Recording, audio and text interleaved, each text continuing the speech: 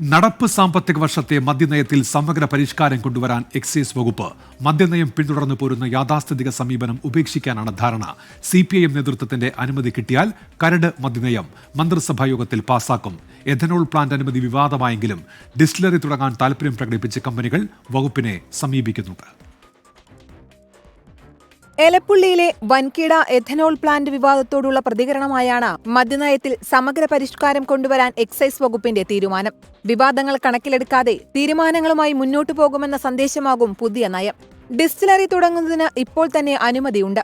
ഇതിലടക്കമുള്ള വ്യവസ്ഥകൾ ഉദാരമാക്കുന്നതാണ് പരിഗണനയിലുള്ളത്. യഥാസ്ഥിതിക സമീപനം പിന്തുടരുന്ന മറ്റ് വ്യവസ്ഥകളും ഉദാരമാക്കും.